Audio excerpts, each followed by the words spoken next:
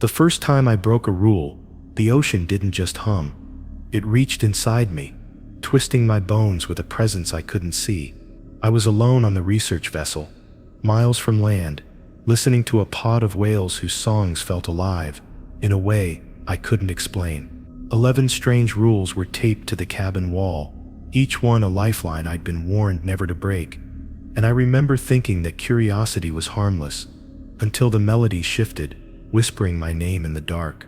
I still don't know what came from the water and what came from me.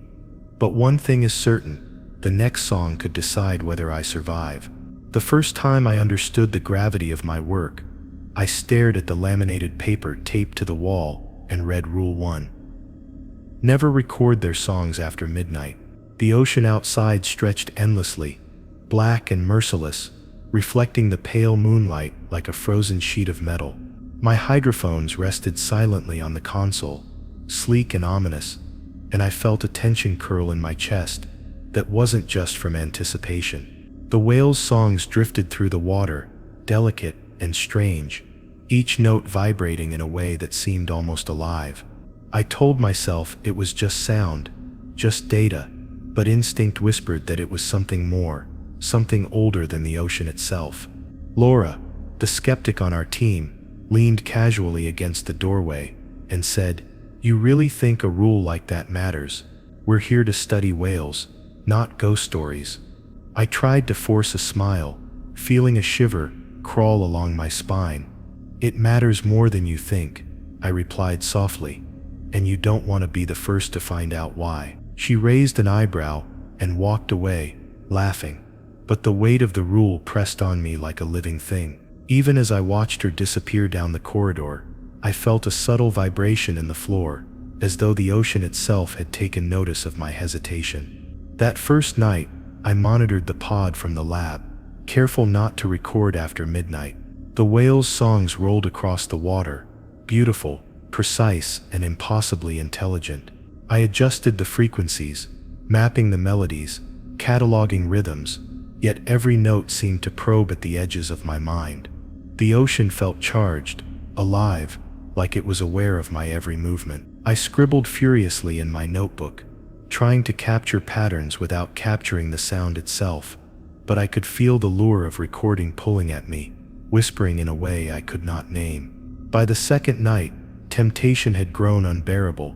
A massive male whale approached the vessel, its song deeper and slower than any I had heard before. I froze, staring at the record button, knowing exactly what the rule forbade. My hands trembled as I imagined pressing it for just a moment, thinking it would be harmless. The water around the hull seemed to thrum with tension, responding to my indecision. I clenched my fists, forcing myself to step back, and in that instant, I understood that the rule was not mere guidance.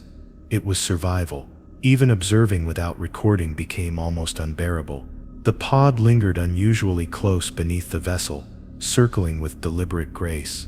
I could feel the pressure of the water and the intelligence of the whales, a kind of sentience that made the hairs on my arms rise. Laura, unaware of the subtle signals, continued her casual chatter about scientific curiosity and data collection, but I could barely respond. Every movement in the ocean seemed amplified, every ripple a message I wasn't supposed to hear. The line between observation and trespass felt impossibly thin, and I feared what would happen if I crossed it. By the third night, I realized the consequences of even a single lapse. The first recording, though brief and accidental, had left a mark. Every song I heard afterward seemed to carry an echo of something else, a resonance I could not trace to any whale. It pressed against me in waves, vibrating through the metal deck and into my chest. I avoided the record button entirely, hiding the temptation even from myself, but the melodies had changed subtly, as if the pod itself knew what I had done. Even in silence, I could feel awareness moving beneath the hull, patient, calculating. One evening, while observing from the deck, I noticed the whales shifting closer, their bodies moving with a deliberation that made my stomach tighten. I whispered to Laura, who was taking notes, "They're different tonight." She glanced at me, confused. "Different how?" I hesitated, struggling to explain without sounding insane. I don't know, like they remember. She laughed nervously, but her eyes darted toward the water as I did, following a shadow that moved in a way that shouldn't be possible. I could feel the ocean holding its breath, and I realized that breaking the rule once had already changed everything. Sleep became impossible. Every night, I lay awake, listening to faint vibrations through the hull, imagining the songs wrapping themselves around the vessel. The ocean was no longer just water and whales. It was a living, listening presence. I kept my notes and equipment close, forcing myself to respect the rule, but the memory of pressing record past midnight haunted every movement. I felt watched, not just by the whales, but by something older, something patient, waiting for the next misstep. The rule was no longer a guideline. It was the only barrier between me and whatever lurked in the depths. By the 8th night, I could sense the ocean itself responding to me. The pod approached with a deliberate silence, circling the vessel as if calculating, aware of my presence and my caution. I gripped the railing, feeling the metal hum beneath my hands. Laura stood beside me, oblivious, scribbling observations, but I could feel a cold tension threading through the air. It was as if the song itself had learned my habits, probing for weaknesses, and I realized that obeying the rule didn't erase the consequences of breaking it once. Something remained, patient and intelligent, hidden beneath miles of water, waiting. Late into the 9th night, I glimpsed movement near the surface that wasn't part of the pod. A shape, massive and silent, glided beneath the vessel. I stared in disbelief, feeling the pull of the song in my chest, the memory of that first midnight recording echoing like a warning. My pulse quickened, and I whispered to myself, "It's not safe. It's never safe." The water rippled subtly, almost alive, and I understood that the presence I had awakened by ignoring the rule was not dormant. It was waiting. The 10th night, the pod lingered unusually close again. I stayed on deck until the early hours, refusing to touch the console, refusing even to glance at the record button. I could feel something in the depths, watching, listening, remembering. Each vibration through the hull felt like a heartbeat, synchronized with mine, pressing me to the edge of fear and fascination. Laura noticed the unusual tension, but couldn't grasp it. I only shook my head, gripping the railing, aware that even a glance toward the instruments could tempt fate. By the 11th night, the presence beneath the water had grown bolder. The whale's songs seemed to pulse with intention, rising and falling like a living rhythm that matched my own heartbeat. I could feel the consequences of breaking the rule, once pressing against me with every wave. I realized then that Rule 1 had not been a suggestion, not even a boundary. It was a warning, a lifeline, a measure of survival against something older than the ocean itself. That night, as the pod circled closer than ever, I saw a massive shadow breach the surface, and I understood that my first mistake had not gone unnoticed, and that whatever had been awakened was waiting for me. After the events of that first night, I realized that being alone on deck was more dangerous than I had ever imagined. I remembered the laminated paper with Rule 2, "Never approach a whale alone," and the words felt heavier now than when I first read them. The shadow I had seen breaching the surface lingered in my mind, a silent warning that the ocean had memory. I didn't want to be the first to test this rule, yet the compulsion to observe, to understand, tugged relentlessly at my instincts. The vessel swayed beneath me, and I forced myself to stay near the rail, waiting for Laura to join me. We moved cautiously together, scanning the black water for movement. I whispered, "Stay close. Don't go near them by yourself." Laura nodded, though her skepticism was still apparent. "You really think it matters?" she asked. I could only shake my head, keeping my eyes fixed on the pod. The whale's bodies sliced through the water with deliberate grace, and I felt an almost predatory intelligence in the way they approached. I knew that alone, I would be nothing more than prey, yet even with company, the tension was suffocating, as if the ocean itself had eyes trained solely on us. The pod lingered unusually close that night, gliding beneath the vessel with movements so precise it made my stomach knot. We inched toward the rail together, measuring each approach with cautious fascination. Laura reached forward instinctively, pointing at a massive male whale that paused just beneath the surface. "It's massive," she murmured, eyes wide. I grasped her arm gently. "Remember the rule," I warned. "If we go alone, even a single step closer could be fatal." Her expression shifted, the first flicker of fear overtaking her usual bravado. I could feel the pulse of the water beneath us, vibrating in rhythm with our rapid heartbeats. Hours passed in tense observation. Each whale in the pod seemed to move with knowledge of our limitations, adjusting its path as if aware of where we stood and what we dared to do. I spoke quietly. "They know we're watching, and they know we're aware." Laura shivered at the words, glancing nervously at the shadows below the surface. Every swell of the water carried a new pattern, a subtle shift that suggested the whales were testing us, seeing how close we would allow ourselves to get. Being together made me feel safer, but the weight of Rule 2 pressed down with every cautious step toward the edge of the deck. Late into the night, I noticed a smaller whale peeling away from the pod, swimming in the darkness toward the far side of the vessel. My instincts screamed at me not to move closer, yet curiosity burned in my chest. I whispered urgently, "Do not follow it. Never alone." Laura's voice shook slightly as she asked, "What happens if someone goes near?" I didn't answer. I couldn't. I had seen the consequences of ignoring the rules once already, and I was not willing to witness it again. The whale lingered in the shadows, patient, testing the boundaries we were allowed to explore. As we watched, a subtle ripple of recognition seemed to pass through the pod. The massive shadow from previous nights surfaced again, its enormous eye catching the faint moonlight. I felt my body tighten, every nerve alert, knowing that the ocean had noticed me, and that ignoring Rule 2 could invite immediate retribution. Laura squeezed my arm, finally understanding the seriousness I had tried to convey. "I don't think we should even move," she whispered, her earlier skepticism gone.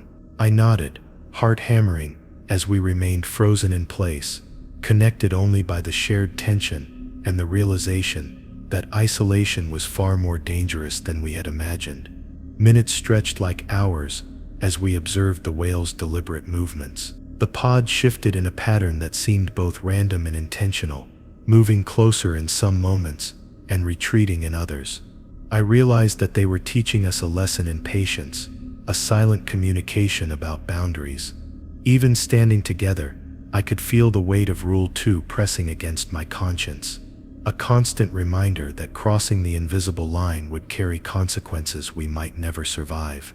The ocean itself felt alive, responding to our caution and our fear. At one point, a particularly massive whale surfaced near the bow, its sheer size casting a shadow that swallowed the deck in darkness. I froze, holding Laura close, and whispered, "Do not take a single step forward."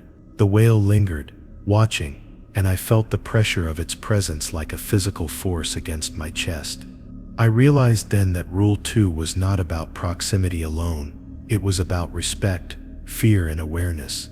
To break it would be to invite the ocean itself to judge us. Even a single misstep could tip the balance. As the night wore on, the pod began to move slowly away, but the tension did not ease. I could still feel the shadow of the massive whale beneath the surface, moving with deliberate intent. The lesson of the night was clear. Proximity carried a price, and isolation could be lethal. Laura and I remained on the deck until the first hints of dawn, both of us silent, our minds absorbing the dangerous lesson that obedience was survival. We had survived the night, but I knew the ocean would not forget our intrusion. By the end, I realized the rule wasn't just a precaution, it was an unspoken law written in water and shadow. The whales had shown us patience and awareness, and we had only just begun to understand the boundaries they set. I felt a lingering unease, a knowledge that the next encounter could be far more perilous.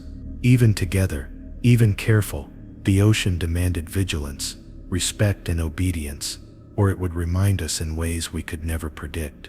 The shadow beneath the vessel surfaced one last time, massive and deliberate, and I understood fully that Rule 2 was a boundary between life and something far darker waiting in the depths.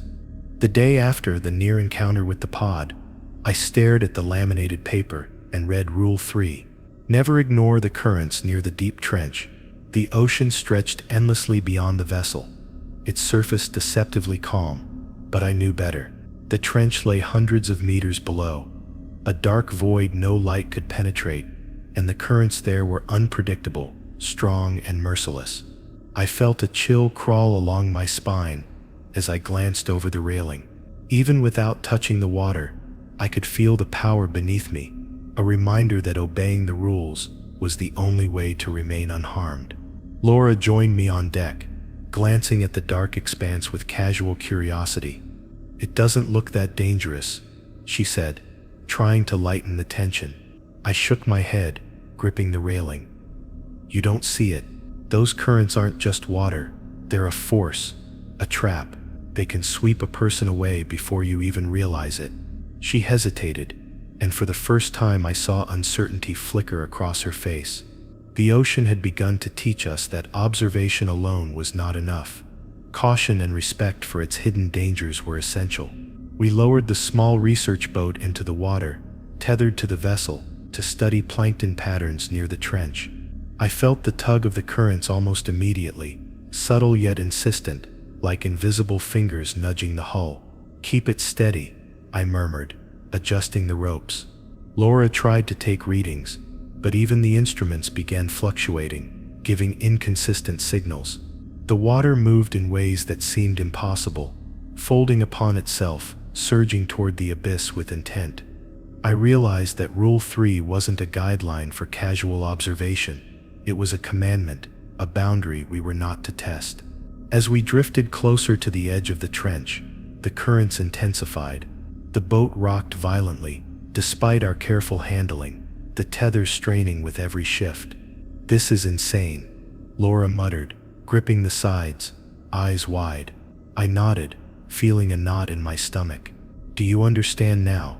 Even slight miscalculations, even a second of distraction, could pull us straight into the deep." The trench yawned below, black and endless, and I could sense its presence, a waiting void that had claimed countless explorers before us. I leaned over the side, scanning the swirling water for signs of the pod, or perhaps for the shadow I had glimpsed the night before. The currents twisted around the vessel in strange patterns, almost deliberate in their complexity. I whispered to myself, "Obey the rule, never ignore them." Even without touching the abyss, I felt the power pressing against the hull, the pressure building, as if the ocean itself were testing our resolve. Laura's hand brushed mine, a silent reminder that we were not alone, but even together, we were vulnerable. The day wore on, and the currents continued to assert themselves. Tiny waves formed without wind, and the water around the trench seemed alive, moving with intelligence. I tried to record observations from the boat, careful not to overstep the boundary, but the instruments began picking up anomalies, noises and vibrations that did not belong to whales or currents. I stared at the readings, feeling an uneasy certainty that the trench was not just a physical danger, but a presence, aware of anyone who came too close. By late afternoon, the wind began to rise, and the currents became even more unpredictable. The pod had retreated to deeper waters, leaving only the dark expanse of the trench and the swirling water around us. I told Laura to pull the boat back toward the vessel, but even the retreat was treacherous. The water seemed to resist, dragging at the hull as if testing our strength, warning us not to underestimate Rule 3. Each moment of delay, each slight misstep, could have ended us in the black void below. As night fell, the currents calmed superficially, but the shadows beneath the waves hinted at something waiting, patient, watching. I felt the weight of the previous rules pressing on me, the lessons from the whales, and the reminder that disobedience had consequences that could reach far beyond immediate danger. Laura and I secured the boat and returned to the vessel, both of us silent, hearts pounding, understanding that the trench was not just a geographic feature, it was a barrier, alive and aware. Even back on the deck, the pull of the trench remained in my mind. Every glance at the water reminded me that the ocean held memories, that it remembered my first violation and was waiting to see if I would push the limits again. I realized that observing the abyss was not enough. Respect, caution, and adherence to the rule were the only protections. One careless move, one moment of curiosity, and the currents would claim more than just our equipment. Late that night, I watched the black water churn subtly beneath the hull, shadows stretching unnaturally across the waves. The pod was gone, but the sense of presence was stronger than ever.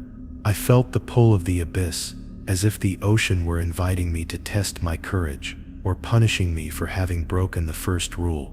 I whispered to myself, "Do not ignore the currents, never ignore them." The water shifted beneath the vessel once more, deliberate, patient, and I knew the lesson of Rule 3 was far from over. A sudden ripple moved across the surface, smooth and deliberate, and I realized with a sinking heart that the trench had its own awareness, separate from the pod, waiting, patient, and hungry for missteps. The next morning, I stared at the laminated paper and read Rule 4, never touch the coral labifax, feeling a chill crawl along my spine. The sun glittered on the water, masking the strange dangers that lurked below. Yet my mind couldn't escape the memory of the shadow beneath the vessel and the trench's patient pull. Coral formations dotted the seabed around the research site, some natural, others unnaturally shaped, like relics of a forgotten world. I had studied them for months, cataloging colors, patterns, and textures, yet the warning now carried weight beyond academic curiosity. One wrong touch could awaken more than fragile organisms. Laura leaned over the railing, peering into the clear water. "They're beautiful," she whispered, mesmerized by the way sunlight danced through the coral structures. I nodded, but my hand hovered near the safety line, resisting the urge to reach down. "They're dangerous too," I cautioned. "Even a single contact can trigger something you don't want to provoke." Her laughter faded, replaced by a hesitant glance toward the deeper structures. She finally understood that the rule was not arbitrary. These were not just coral, but artifacts imbued with history, energy, and perhaps a consciousness of their own. As we prepared the small dive sled to approach the coral fields, I could feel the ocean's current shift subtly beneath the hull, teasing at the boundary of the forbidden. The pod was distant, leaving only the silence of the depths to accompany us. I whispered instructions to Laura, careful and deliberate, ensuring that we maintained our distance. The artifacts gleamed faintly, shadows stretching and contorting as if aware of our presence. I could feel my heartbeat quicken, knowing that curiosity had brought others here before, and that disobedience had consequences that were never reversed. We hovered above the formations, careful to avoid physical contact. Every brush of water against the coral seemed amplified, a subtle vibration through the sled that set my nerves on edge. I adjusted the cameras, angling them to capture images without touching, cataloging colors, textures, and unusual formations. Some of the structures appeared carved, with patterns that suggested purpose rather than randomness. I realized then that the rule wasn't about protecting the coral. It was about protecting ourselves from whatever force lived within them. Minutes turned into hours as we circled the area, documenting as carefully as possible. Laura occasionally glanced over the edge of the sled, eyes wide with fascination, fingers twitching toward the coral despite my warnings. I grabbed her wrist gently, whispering, "Do not touch. Remember the rule."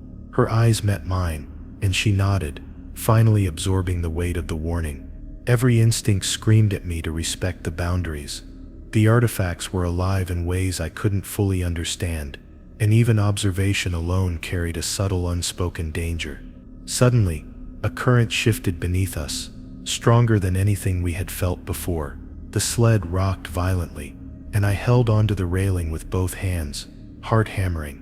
The water around the coral pulsed subtly, almost like it was breathing. "Did you feel that?" Laura whispered, voice trembling. I nodded, realizing that proximity alone was enough to provoke a reaction.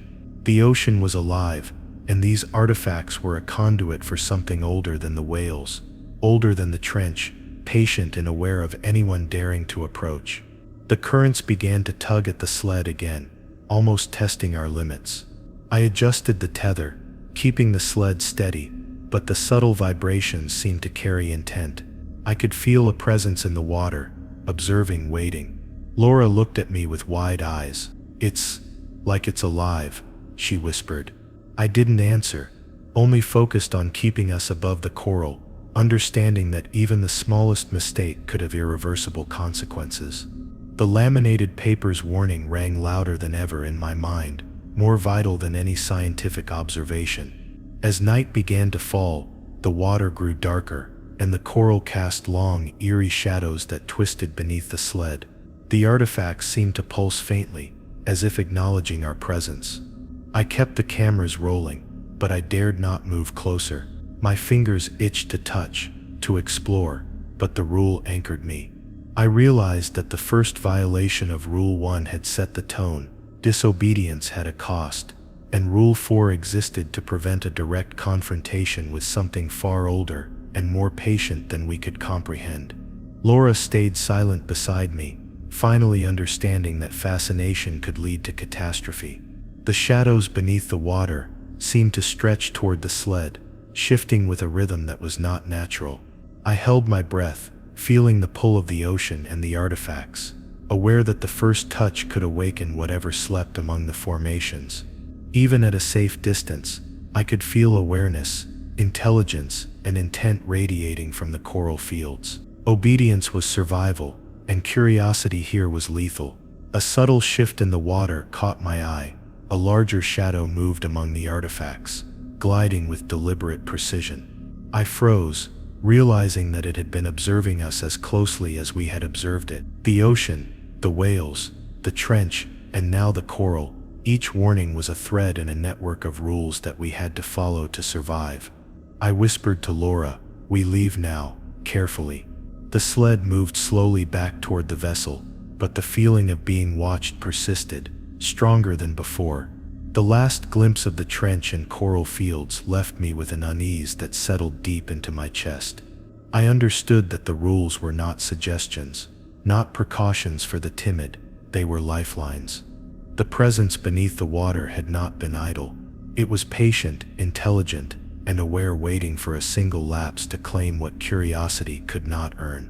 The shadow among the coral stretched as we retreated, a final silent reminder that Rule 4 was not about the coral, it was about respecting forces beyond our comprehension. The morning after leaving the coral fields, I stared at the laminated paper and read Rule 5, never follow the strange lights below the surface, feeling an icy knot form in my stomach. The water shimmered faintly under the early sun, reflecting glimmers that danced and twisted in unnatural ways. The pod had retreated, leaving the deep water eerily calm, but I knew better. Those lights weren't mere reflections or plankton. They were something else, something patient, ancient, and aware of every movement we made. Even from the vessel, I could feel their pull, teasing the edges of my curiosity and fear. Laura joined me on deck, squinting toward the glowing patterns beneath the waves. "They're beautiful," she whispered, her voice trembling slightly. I shook my head, gripping the railing tightly. "Beautiful, yes, but never forget the rule. Following them is not safe. Even a single step toward the light can change everything." Her eyes widened, and for a moment, I saw doubt replacing her skepticism. The ocean, it seemed, had learned to manipulate curiosity itself, using beauty as a trap for the unwary. Hours passed, and the lights shimmered like ghosts beneath the water. I kept the vessel stationary, watching the undulations carefully, noting every shift in brightness, angle, and rhythm. The pod remained distant, leaving the glowing patterns as the sole feature of the otherwise dark expanse. I could feel a subtle hum beneath the hull, like a vibration in the metal itself, responding to the lights and our presence. Laura attempted to take readings, but the instruments behaved erratically, flickering as if the lights themselves interfered with reality. Late into the afternoon, I noticed one of the brighter glimmers moving deliberately, almost toward the vessel. My heart raced as I whispered to Laura, "Do not follow it. The lights are not random. They are alive in some way." She nodded, swallowing hard, and stayed close to me. Even observing from a distance, I could feel the pull, a magnetic tug on my instincts and attention. The lights beckoned with a curiosity I could barely resist, teasing a desire to explore and understand what I was not meant to touch. The currents shifted subtly beneath us, reinforcing the danger of venturing too close. I kept careful watch on every ripple, aware that the lights might hide more than patterns. I could imagine the abyss below, an unseen presence waiting to test our adherence to the rules. "They're not just lights," I murmured, barely audible. "They're warnings." Laura glanced at me, fear finally overtaking fascination. The vessel rocked slightly as a larger shadow passed beneath, and I understood that the ocean combined every rule into a single web of survival, ready to ensnare anyone foolish enough to disobey. Evening fell, and the glimmers persisted, dancing in colors that shouldn't exist in nature. I forced myself to stay vigilant, keeping a mental note of their movements and ignoring the instinct to investigate. Laura occasionally reached toward the edge, fingers twitching as if drawn by the hypnotic shimmer. I grasped her wrist gently, whispering, "Never follow them. Remember the rule." The water beneath seemed to pulse, a slow, deliberate rhythm that pressed against the hull and into our chests, reminding us that curiosity alone could be fatal. By nightfall, the lights had spread farther, flickering like distant stars trapped beneath the surface. The pod remained silent, leaving only the glimmers and the black water to remind us of the ocean's patience. I instructed Laura to secure the instruments and stay close, every instinct screaming that even observing too long could be dangerous. I realized then that Rule 5 was not about curiosity, it was about control. The lights were a lure, a test, and any misstep could draw attention from forces beyond comprehension. Minutes stretched into hours as the glimmers persisted. Shadows beneath the water shifted, massive shapes moving with deliberate intent. I felt the presence of the whales, the trench, and the coral artifacts all converging in a subtle awareness, each influencing the currents and lights around us. Laura shivered beside me, finally silent, understanding fully that beauty was a weapon in the ocean's arsenal, and disobedience carried a price far greater than we could imagine. At one point, the largest glimmer split into multiple streams, converging near the edge of the abyss. I leaned closer, resisting the urge to investigate, feeling a pull stronger than anything I had experienced before. The ocean seemed to breathe beneath the vessel, alive and aware, testing our resolve. I whispered to myself, "Do not follow, never follow them." Even in the safety of our deck, I felt that presence, patient, calculating, and ready to punish the curious. A final shimmer drifted upward, brighter and larger than the others, and I realized with a sinking heart that this rule was as much about restraint as it was about survival. One careless move, one moment of fascination, and the lights could draw us into the depths, into a realm we were never meant to enter. The ocean held memory, intelligence, and patience, and the lesson of Rule 5 was clear: beauty was a trap, and obedience was the only safeguard. The glowing lights pulsed once more beneath the vessel, spreading slowly like a warning, and I knew that any step closer could invite a presence waiting in the abyss.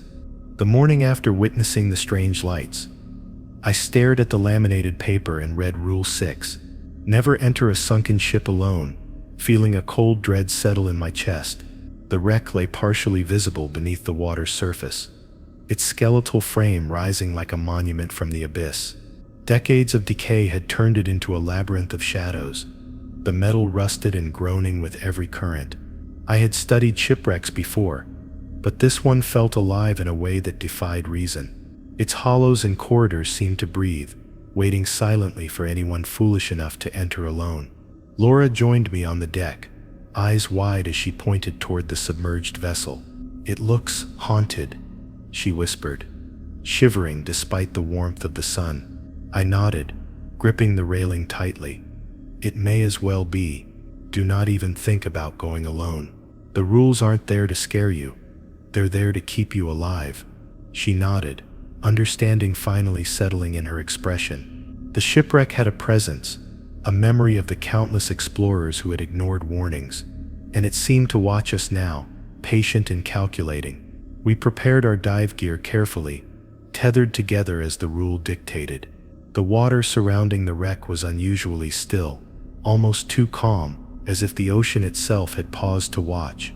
Every ripple seemed deliberate. Every shadow beneath the waves shifted in unnatural ways. I felt a chill crawl along my spine as we descended slowly, the hull of the ship looming closer with each movement. Laura's hand brushed against mine instinctively, and I squeezed it firmly, reminding both of us that Rule 6 existed for survival, not convenience. Inside the wreck, the corridors were narrow, twisting and dark. Rusted beams and broken planks formed jagged obstacles, forcing careful movement. I adjusted the flashlight, revealing glimpses of old cabins and machinery, but every beam of light seemed to stretch shadows unnaturally along the walls. I whispered to Laura, "Stay close. One misstep and you could be trapped." The air pockets inside the wreck held a faint hum, as if the structure itself were alive, resonating with memories of those who had entered before us. As we moved further into the wreck, the ocean shifted subtly outside, pressing against the hull in ways that made the metal groan. My heart pounded with every sound, every shift, every subtle vibration. The presence of the whales, the trench and the strange lights seemed to converge in the water around the ship, amplifying tension and unease. Laura shivered beside me, voice barely above a whisper. "It feels wrong," she said. I nodded, scanning the shadows, knowing instinctively that any attempt to explore alone would be catastrophic. The deeper we went, the darker and colder it became. Rust flakes floated like snow through the water, catching the flashlight in tiny glimmers that seemed like eyes watching our every movement.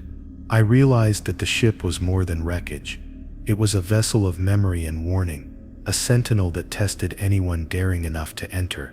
I whispered again, "Do not go alone, never enter by yourself."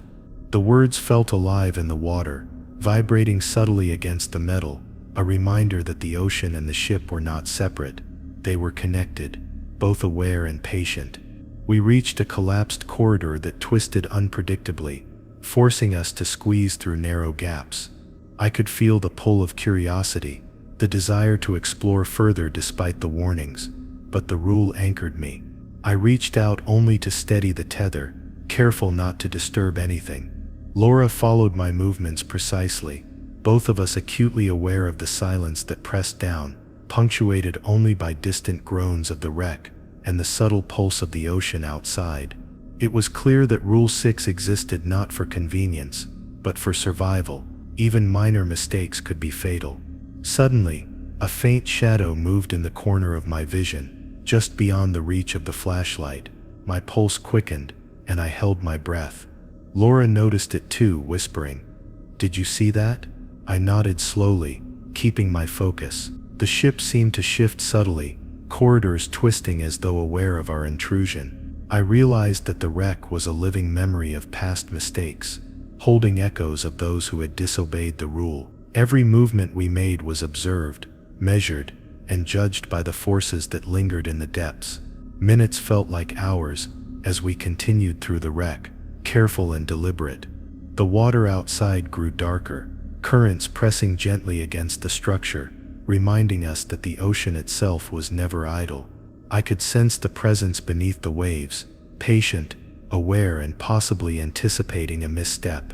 Laura's hand remained tightly tethered to mine, our shared caution a fragile lifeline. I understood fully that the rule was not a suggestion.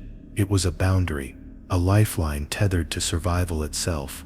At the far end of the corridor, I glimpsed a massive hull breach, where the darkness beyond the wreck stretched into the abyss.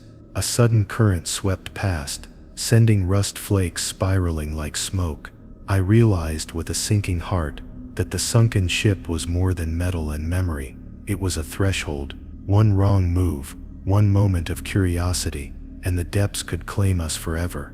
The shadows shifted again, deliberate, and I knew that Rule 6 was a rule, not just of caution but of life and death. A larger shadow passed silently outside the hull, moving with intent, reminding me that the ocean watched, waited, and remembered every lapse. When dawn broke across the water, my eyes lingered on the paper taped above my bunk, where I read Rule 7, never follow the lantern lights into the fog. At first I thought it was a metaphor, some poetic way of saying, don't get lost. But the more I stared at the words, the more they felt literal, heavy, as though the ink itself was weighted with truth. I remembered the night before, the way the wreck's hull had groaned, the shadows twisting inside. Now the thought of lights leading me deeper into that darkness left a taste of rust and salt in my mouth. That evening, the fog rolled in without warning, thick and pale, swallowing the horizon. Laura tightened her jacket and muttered, "This is the kind of mist you don't come back from." Her voice trembled, though she tried to hide it. I adjusted the straps of my dive harness, staring at the gray expanse. "Stay alert. This is the hour when the rules matter most."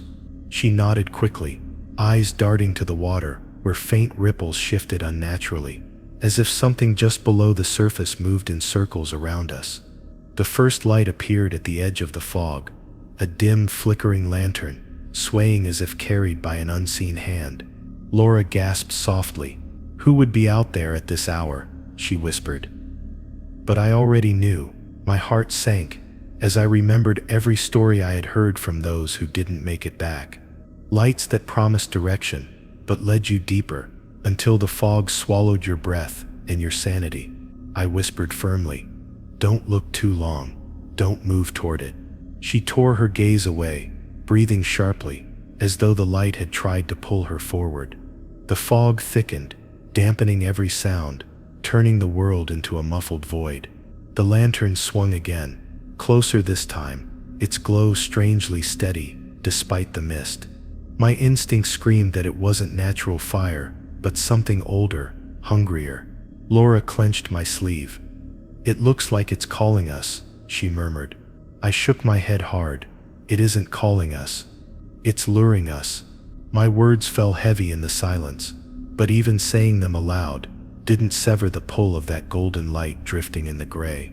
We stood frozen on the deck, watching as more lights emerged one by one, spaced out like a path, a string of beacons stretching deeper into the fog.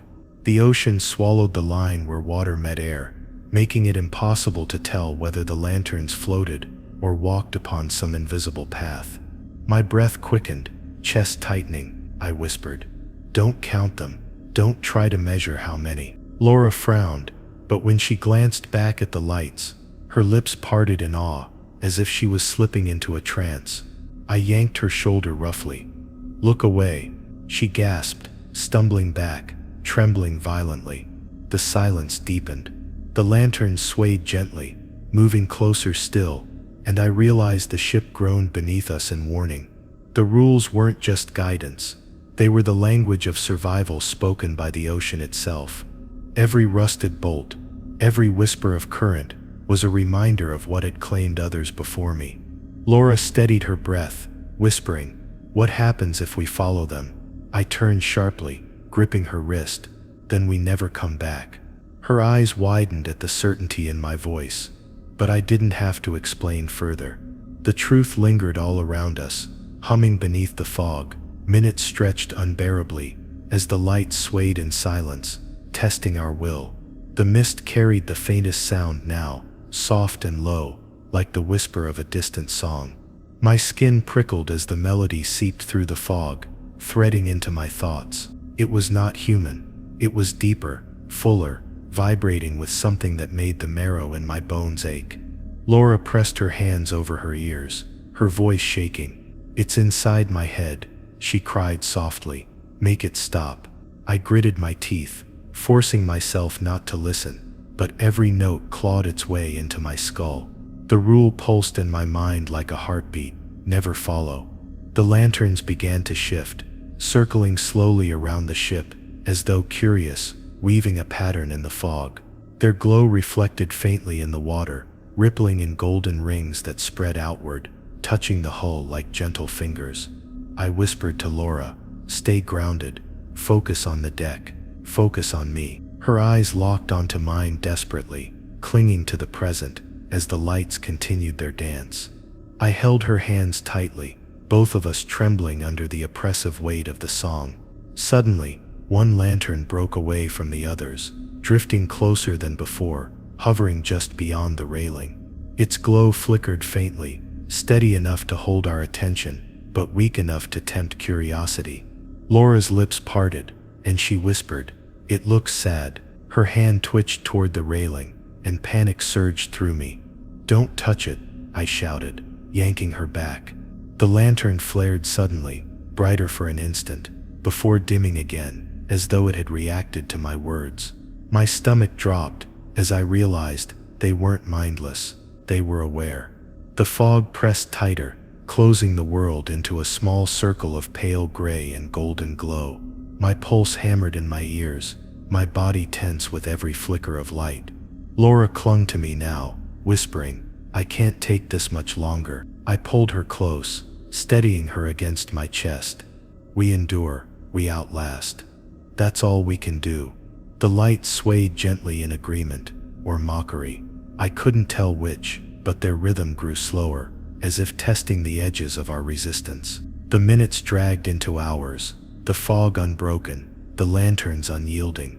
My throat ached from shallow breathing, my muscles stiff from tension. I dared not close my eyes. To do so felt like surrender, as though the lights would take the moment of weakness and drag me into the fog.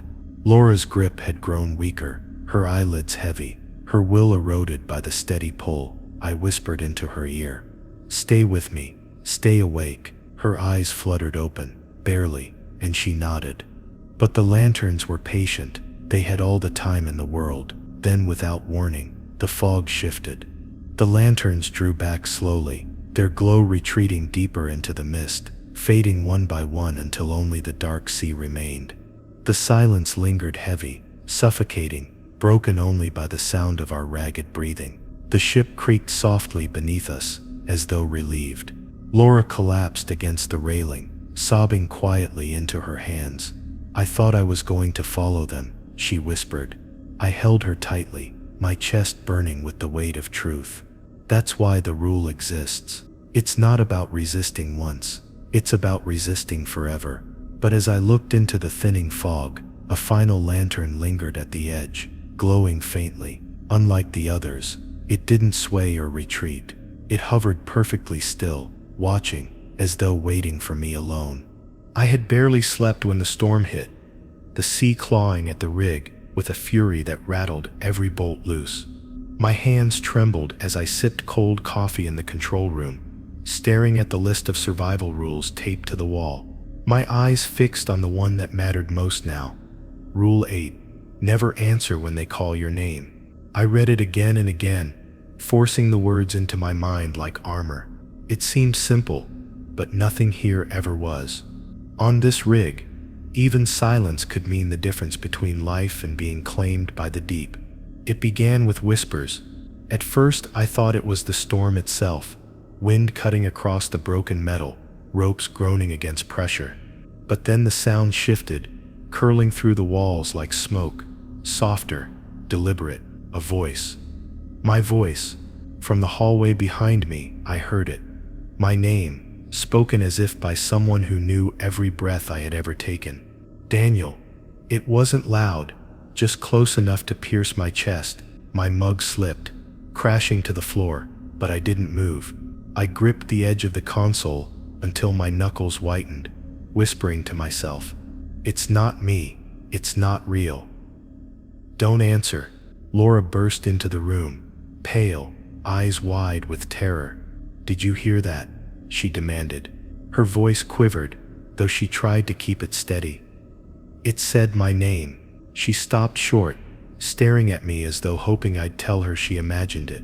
I shook my head slowly. "Don't speak to it, no matter what you hear."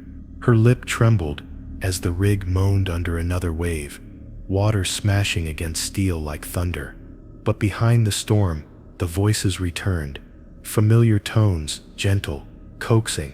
They spoke our names like they had been waiting forever to say them. We backed against the console, shoulder to shoulder, our breaths quickening in unison. The voices wove through the wind, sometimes echoing from the hall, sometimes from the stairwell, sometimes from the vents above us. My heart raced as I recognized them. My father's voice, warm, steady, the one I hadn't heard since the funeral years ago. It called to me, soft but insistent. "Son, open the door." My chest clenched, and for the first time the rule felt cruel, merciless.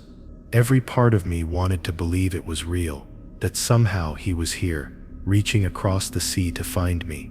But rules were written in blood. Laura covered her ears, shaking her head violently.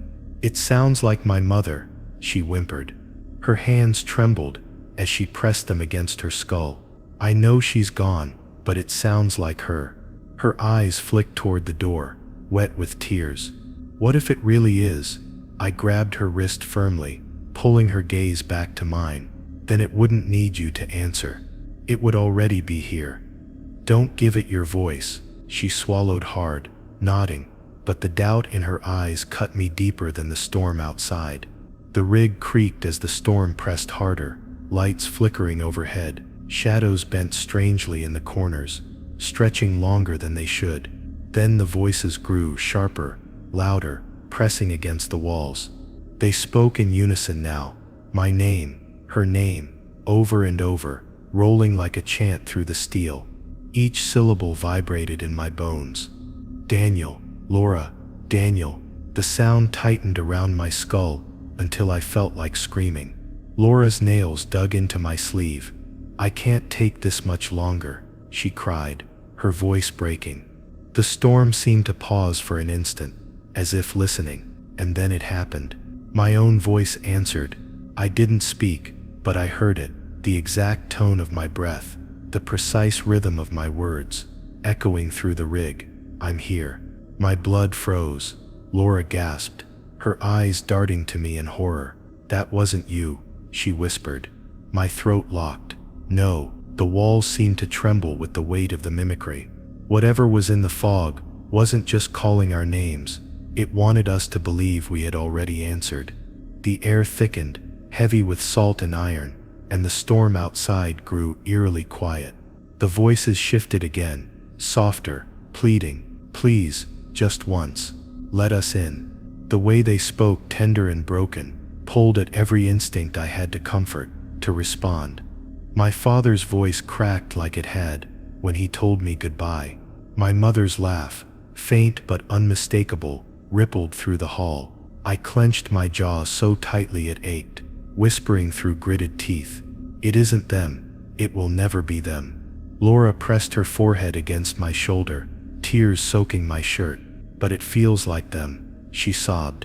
I shut my eyes, holding her steady. "That's the trick." Then the pounding began. The steel door rattled on its hinges, each slam shaking the console. My name echoed with each blow. "Daniel, Daniel, Daniel, Daniel," louder, deeper, until it was no longer my father's voice, but something guttural, furious. Laura's name followed, torn apart by shrieks that scraped against the walls. She covered her mouth to stop from screaming. My chest heaved with every slam, every shout, every temptation. The rule screamed in my skull, louder than the storm, "Never answer." The door bent inward slightly, groaning under invisible weight.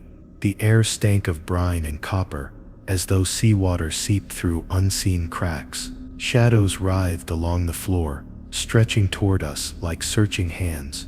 Laura whimpered, "It's getting in." I shook my head fiercely. "It can't, not unless we answer." The shadows froze, hovering inches from my boots, trembling with anticipation. They were waiting, hungry, listening. Time lost meaning in that room. Minutes dragged into hours, the storm outside raging, the voices never relenting. They shifted tones, gentle to furious, pleading to mocking, anything to break us. My throat burned with the effort of silence, my tongue aching to speak just one word, but I knew if I gave them that, they'd take everything. Laura slumped against me, weak, her breathing shallow. "I don't know if I can hold on," she whispered. I held her tighter, my lips pressed against her ear. "Then don't answer, just breathe. I'll do the rest." At last, after what felt like forever, the pounding stopped. The voices faded, unraveling into the storm, until only the groan of the rig and the crash of waves remained. The air lightened, the shadows slipped back into the corners, and silence fell thick and heavy. Laura collapsed into the chair, her face pale, her eyes red from tears. She whispered, barely audible, "If they ever use my brother's voice, I don't think I'll survive it." My own chest ached, knowing she was right. The rules weren't meant to protect us from weakness. They were meant to protect us from ourselves. But as I picked up the shattered mug from the floor, I froze. The fragments weren't wet from spilled coffee, they were dripping seawater. The storm had passed by dawn, leaving the rig wrapped in a fog so dense it swallowed the horizon. Every pipe dripped, every beam groaned, and the smell of salt clung to the air like a warning. I sat in the control room, staring at the paper where the rules were scrawled in faded ink. My hand lingered over the 9th one, tracing each word as though they were carved into my skin. Rule 9, keep the lights alive, no matter the cost. I didn't need reminding why this one mattered. The rig's floodlights weren't just illumination, they were lifelines. Beyond their glow, the ocean wasn't water anymore. It was a void, and in that void, something moved. Something that hated the light. I'd seen hints of it before, shadows too large to belong to machinery, shapes writhing against the glow at the edge of the platform. But last night had drained the generators nearly dry. Now the hum of the lights faltered, and with each flicker, my chest tightened. Laura joined me, carrying a coil of cable over her shoulder. Her face was still pale from the voices, but her jaw was set with grim determination. "We need to refuel the generators," she said. Her tone was flat, steady, but her eyes betrayed her fear. "If they go out," she didn't finish the thought. She didn't have to. The memory of the whispers still lingered in both of us. I nodded, forcing myself to my feet. "Then we don't let them go out. Not for a second." The storage deck reeked of diesel and rust. The drums stacked like soldiers awaiting orders. We worked in silence, hauling them toward the generator room. Every creak of the rig made me glance over my shoulder. The fog outside pressed against the windows, thick and alive, curling as though hands dragged across the glass. "Don't look too long," Laura muttered. "It stares back." I swallowed hard, focusing on the task. My arms burned from the weight of the drums, but I didn't dare stop. Every second wasted meant another chance for the lights to die. As we funneled fuel into the machines, the lights above us sputtered, dimming to a sickly glow. My stomach dropped. Come on," I whispered, twisting the valve faster. The generator coughed, groaned, and then steadied. The lights brightened again, the fog outside recoiling, shuddering as though burned. Laura exhaled sharply, pressing a hand to her chest. "It was close," she murmured. I wanted to believe we were safe again, but the truth pressed on my ribs like a vice. This wasn't the last time. Hours bled together. We checked every circuit, every wire, every backup. The hum of the generators became a heartbeat, constant and fragile. But as the night fell again, exhaustion gnawed at us. My eyes drooped, my body screaming for rest, but the lights demanded attention. "You can't sleep," Laura warned, her voice sharp, cutting through my haze. "Not tonight. Not until we know they'll hold." I rubbed my temples, glaring at the humming machines. "I can't keep this up forever." She stared at me with hollow eyes. "Then die trying. That's what the rule means." At midnight, the fog thickened, pressing against the platform like an ocean of smoke, and then I saw it. Beyond the edge of the lights, something shifted, tall, impossibly tall, with limbs that bent wrong, its form half seen through the glow. It circled the rig slowly, testing the boundary, recoiling each time the light caught its body. I froze, bile rising in my throat. Laura, I whispered. She turned, followed my gaze, and her face drained of all color. Don't look at it too long, she hissed. But I couldn't tear my eyes away. Its movements were wrong, too fluid, too fast, like the sea itself trying to walk. The lights flickered. Once, twice. My heart stuttered. No, no, no. I sprinted to the generator, slamming my fist against the panel. The creature pressed closer, stretching a hand of writhing blackness toward the deck. Its fingers stopped just short of the glow, trembling with hunger. Laura screamed, fumbling with the cables. It's draining power, she shouted. Sparks hissed as she jammed the connectors tighter. The generator coughed again, lights stuttering, the void pressing harder. The thing leaned forward, and in its featureless face, I swore I saw my reflection. With a roar, the generator caught, flooding the rig with light. The creature recoiled violently, twisting back into the fog, dissolving like smoke and wind. I collapsed against the wall, gasping for air. Laura sat beside me, trembling. If it gets in, she whispered, the lights won't matter. Her words carved into me like knives, because she was right. One mistake, one blackout, and whatever waited in the dark would take everything. We didn't speak again that night. We just worked, watching the lights, feeding the machines like worshippers tending a fire. And still, I knew the truth, that fuel would run out, generators would break, and human strength always failed in the end. The rule was never about winning, it was about delaying the inevitable. But as the dawn finally bled into the fog, I noticed something new. On the metal just beneath the floodlight, etched into the steel by something sharp, were words I hadn't seen before.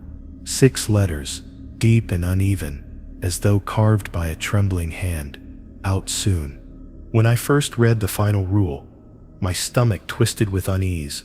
Rule 10. Never trust the quiet below. It was scrawled in ink that had bled from water damage, almost erased, as though someone had tried to scrub it out. But I knew why it was written. Silence wasn't safety out here. Silence was the moment right before something surfaced.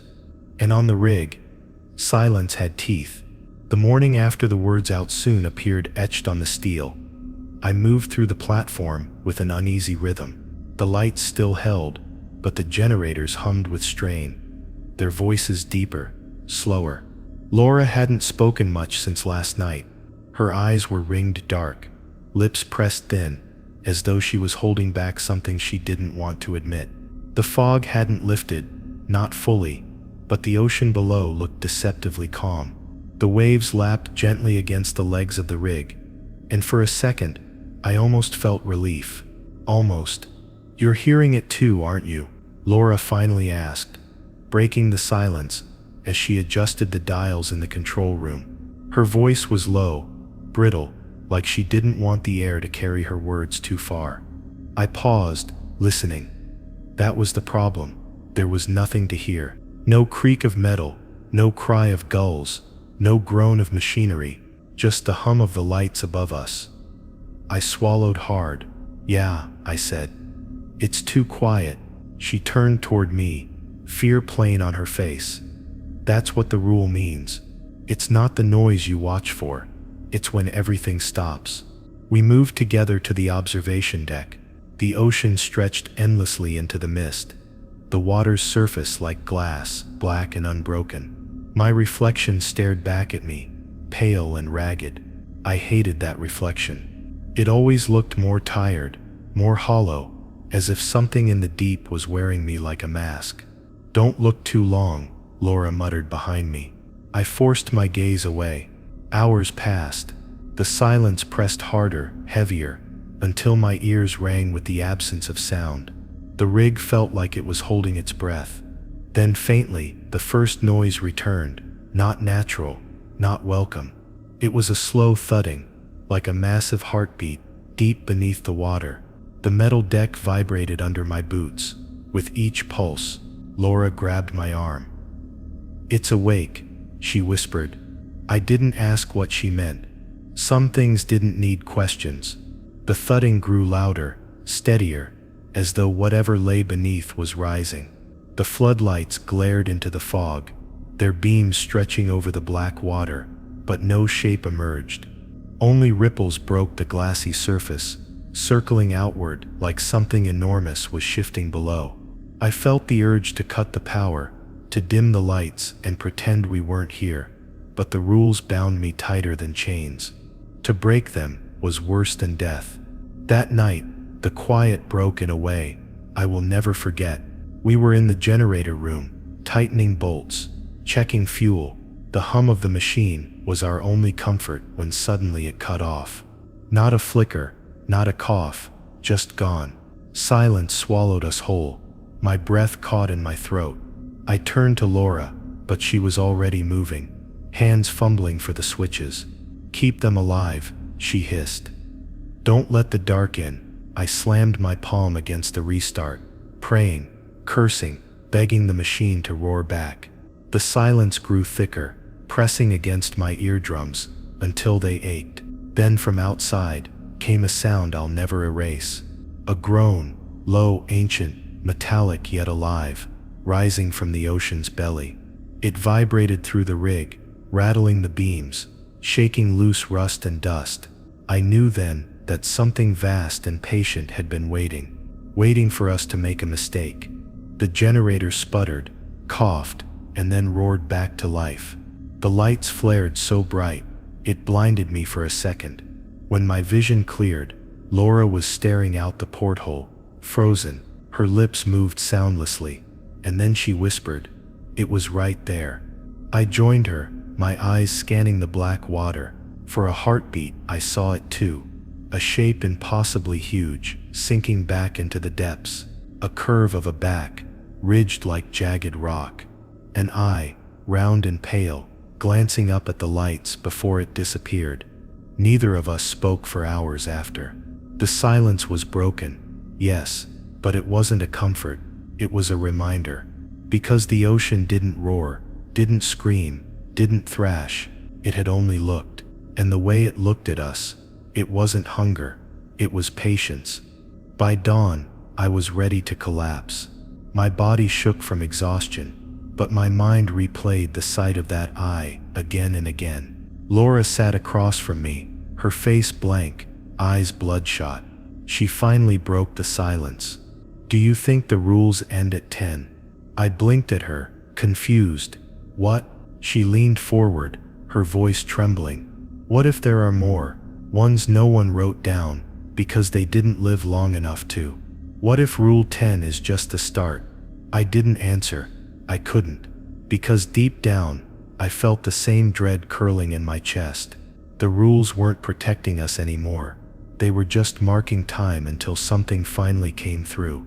That night, I dreamed of the quiet. I dreamed the generators died.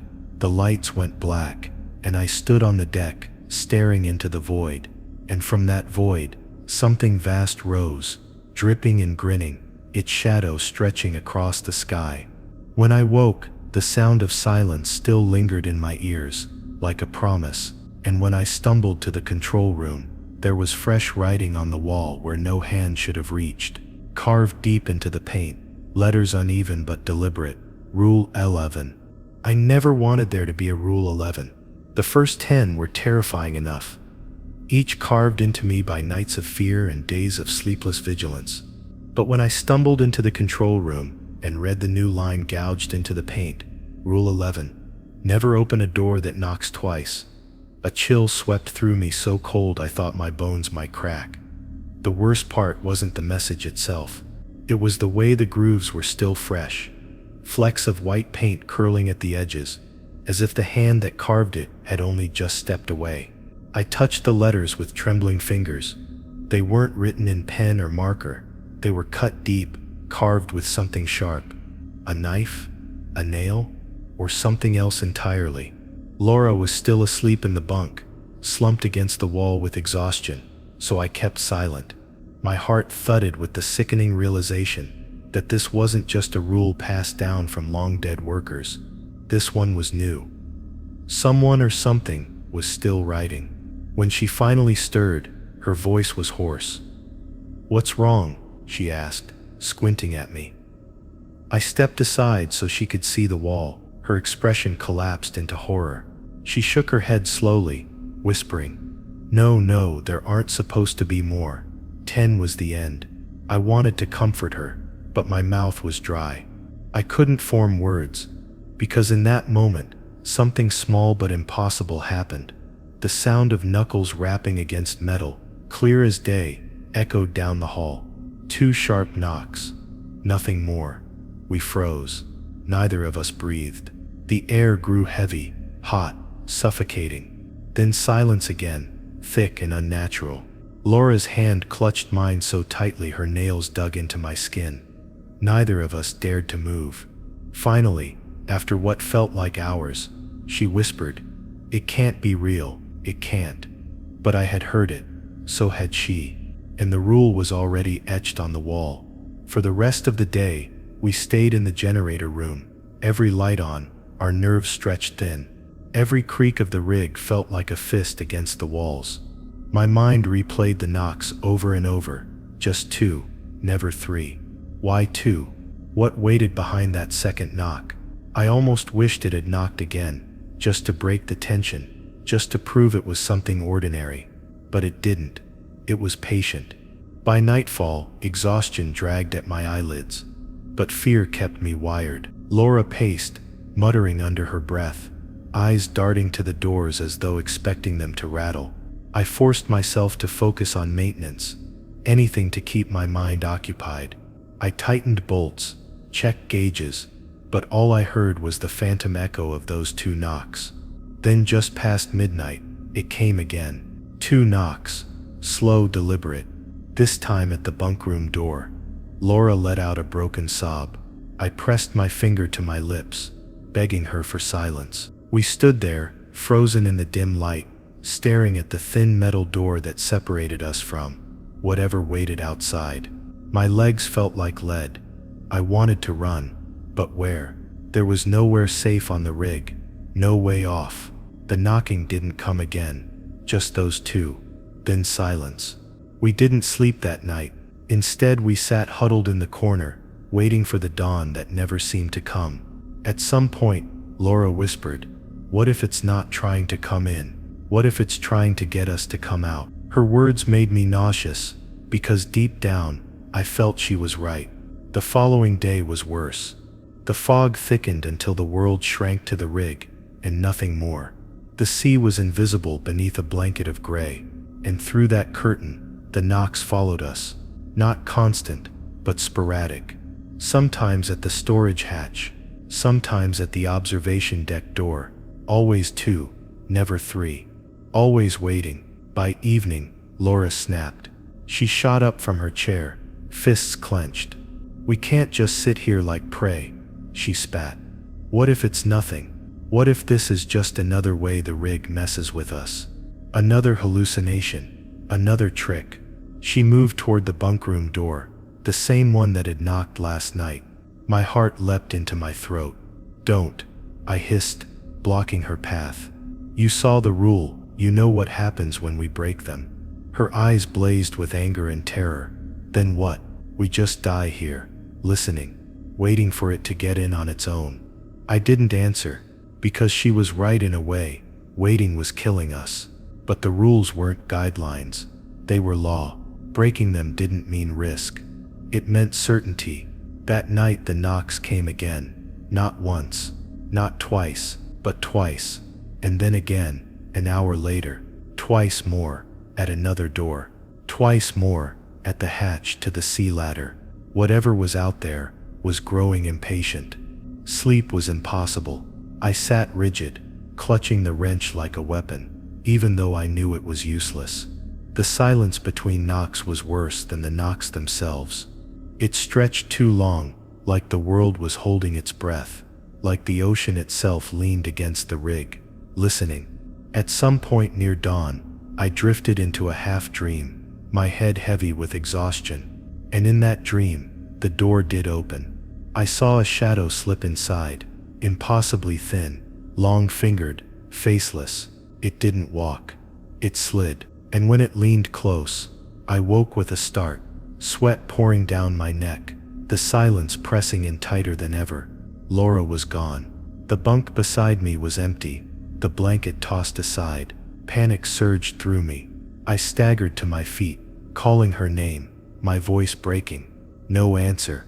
My stomach sank as I noticed the bunkroom door cracked open, just an inch. My blood froze. And then from the other side of the rig came the sound. 2 slow knocks. At first I thought it was the waves hitting the steel, in some strange rhythm, but then it came again, measured, deliberate, like someone announcing themselves at a locked door. I froze in the stairwell, my hands tightening around the railing, and felt the cold metal thrum with each vibration. The ocean was alive all around us, but this was not the ocean. This was something imitating us, something that knew we would hear. I whispered Laura's name into the silence, hoping she would answer, but no voice returned. Instead, the knocks changed direction, moving from the far side of the rig to somewhere closer, as if circling us with patient intent. Each pause between strikes seemed designed to let dread sink deeper into my chest. My mind replayed her last words on the recorder, that broken whisper warning me not to listen. Maybe she had heard these same knocks before she vanished. The floodlights outside flickered as if the rig itself shuddered under some enormous weight. For a heartbeat, I imagined a hand, no, something larger than a hand, dragging across the hull, testing the walls that kept us separate from the abyss. The sound pressed against the steel, like knuckles against bone, steady and unhurried, as if the thing outside had all the time in the world. I wanted to run, but where could I go? The rig was nothing but a skeleton suspended above infinite dark water. Then the recorder in my pocket crackled to life on its own, Laura's voice spilling out distorted and fractured. She was whispering the same warning, looping endlessly, her words stretching until they no longer sounded human. Beneath her voice, faint but undeniable, was a song, low, rising, and ancient, the kind of sound that didn't belong to anything that should still exist. And with every note that climbed higher, the knocks grew louder, closer, until the whole rig seemed to pulse with the rhythm of something vast outside. The stairwell shuddered, and I realized with horror that the knocks weren't asking to come in. They were answering a call I had never meant to record, answering a song that should have stayed silent forever. I gripped the recorder with shaking hands, knowing the only way to stop it was to destroy it, yet unable to move as the final knock echoed directly behind the door at my back. And that's when the handle began to turn. If you enjoyed this story, like, share, and subscribe for more.